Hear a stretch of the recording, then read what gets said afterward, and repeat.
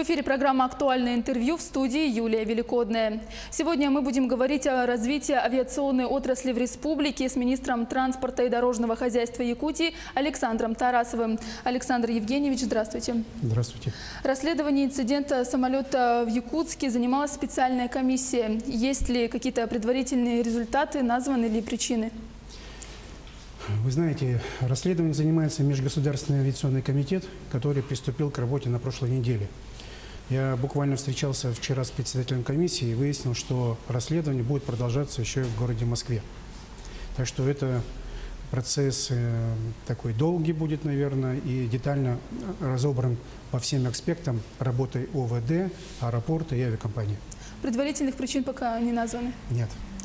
Сменилось руководство авиакомпании «Якутия». Вы считаете, что состояние, в котором находится она сейчас, это результат неверных решений менеджмента? Вы знаете, здесь причин много. Ну, во-первых, нужно было, сменяя руководство авиакомпании, надо было вливать уже свежую кровь. Потому что в течение 4 лет пока таких положительных сдвигов мы не обнаружили.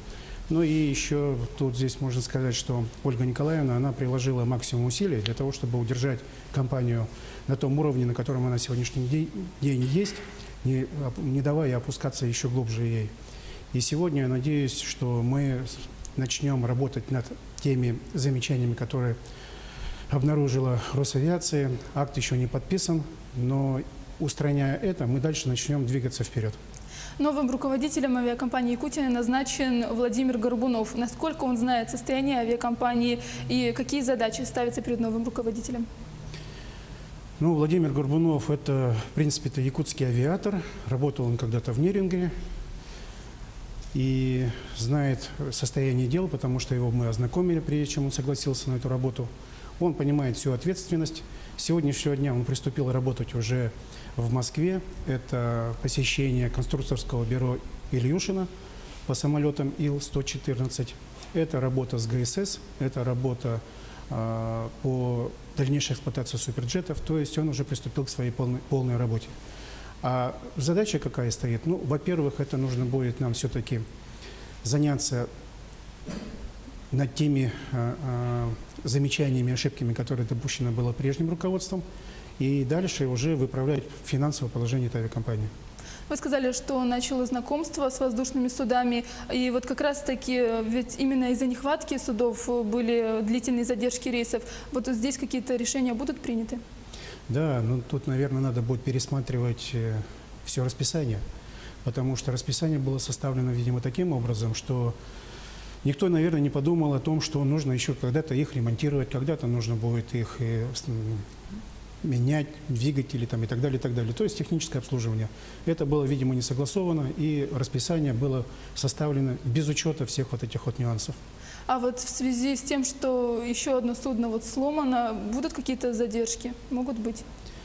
Знаете, ну, задержки, они же неизбежные. Не только от того, что самолет один какой-то неисправен.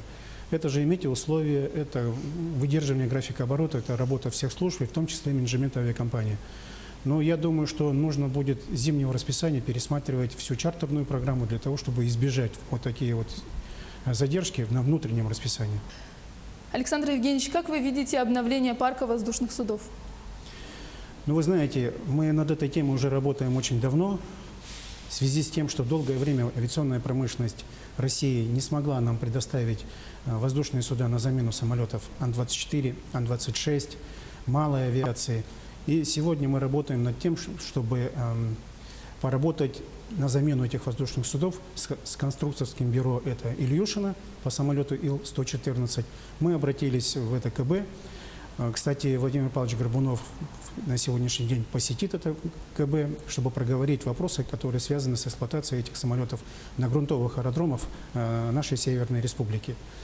И мы приглашаем 25 октября, предположительно, соберемся здесь в Якутске, пригласим авиакомпанию «Алроса», полярной авиалинии Якутии и проговорим с конструкторами технические особенности этого самолета. Наши аэропорты будут присутствовать на этой конференции для того, чтобы посмотреть и убедиться, что данный самолет может благополучно садиться на наши грунтовые аэродромы. Мало того, мы в свое время, когда работали с бурятской с Бурятии, то здесь мы подписывали самолет ТВС-2 ТДС. Это на замену самолетов Ан-2, Ан-3. Этот самолет был в Якутске у нас уже. Мы его презентовали, посмотрели его технические и летные характеристики. Наши, кстати, пилоты уже летали на этом самолете. Оценили его как самолет, способный летать на наши грунтовые аэродромы. Он садился, кстати, у нас в Магане. И у него очень приличная скорость, приличное расстояние. И он может, в принципе-то, заменить данные самолеты и летать, ну, допустим, так, к примеру сказать, из Якутска до Черского без посадки. У него вместимость тоже на сегодняшний день пока приличная, это 14 человек. И этот самолет может даже заменить Л-410 на таких линиях, где у нас не такой большой пассажиропоток. А какие перспективы у самолета ТВС-2 ДТС на внутриузлных перевозках? Ну, для того, чтобы принимать этот самолет, мы предполагаем, что наши коллеги Улан-Удэнского авиационного завода, который занимается сегодня этой проблематикой, то есть строительством этого самолета, мы предполагаем, что это будет 2021 год, выпуск первых самолетов.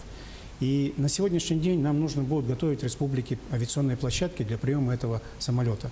Этот самолет способен летать и на длинные расстояния, и на короткие расстояния, на грунтовые аэродромы. И мало того, он будет выполнять все виды работ, которые выполняют сегодня на дорогих, будем так говорить, вертолетах Ми-8. Это и санзадание, это лесопатрулирование, это поиск, это спасение людей там, и так далее, и так далее. И вот полярная авиалиния уже в Заречном районе открыла две площадки. Это Барагон и это Амга. На будущий год, видимо, будет и Чурапча, будет и Текель, ну и так далее, и так далее. Вот все, что у нас рядышком лежит, все те аэродромы, которые у нас в настоящее время давно уже забытые, мы предполагаем их открыть для того, чтобы можно было бы уже людям передвигаться на воздушном судне и безопаснее, и быстрее, и дешевле. А расскажите о закупке вертолетов для санавиации. Она завершилась? Да, практически завершилась, хотя программа федеральная, по которой мы работали, она еще не закончилась. Но, вы знаете, здесь еще такой момент. Мы взяли 5 вертолетов в лизинг. На сегодняшний день, конечно, этого для республики недостаточно. Мы будем сейчас отрабатывать все моменты по лизингу для того, чтобы удешевить перевозки и для того, чтобы и лизинг был не такой дорогой, чтобы мы могли оплачивать его, не обращаясь ни к кредитам, ни в бюджет республики, хотя мы туда и не обращались, мы платили, ну, полярные авиалинии платили собственные средства, которые они зарабатывали. Ранее заявлялось, что ремонт взлетно-посадочной полосы никак не повлияет на деятельность авиакомпании, аэропорта и также удобство пассажиров. Вот как начался ремонт, есть ли проблемы, будут ли внесены коррективы в ранее утвержденные сроки? Знаете, ну, предполагать-то можно было бы, конечно, все, да, но дело в том, что занимается реконструкцией взлетно-посадочной полосы подрядчик, который имеет определенный опыт работы на таких вот полосах. Но и здесь получилось, что мы немножко с опозданием начали этот ремонт. И сегодня мы ведем переговоры с администрацией гражданских аэродромов и с Росавиацией о том, чтобы провести совещание по срокам проведения реконструкции в городе Якутске. И от этого будут зависеть уже остальные наши сроки введения полосы в строй. То есть они будут корректироваться, сроки? Да, будут корректироваться. В прошлом году принималось решение об объединении полярных авиалиний и Якутии. Сейчас этот процесс приостановлен? Ну, не сейчас приостановлен, он приостановлен немножко раньше, потому что это, видимо, все-таки, я считаю, что это было неправильное мнение на сегодняшний день, потому что риски есть у обоих авиакомпаний, но рисков у авиакомпаний было больше. Каким вы видите дальнейшее развитие авиакомпании «Якутия»? Ну, когда-то я работал в этой авиакомпании, и в то время, когда я работал, компания всегда была у нас в числе передовых. И я считаю, что компания способна, и личный состав способен сделать ее таким же.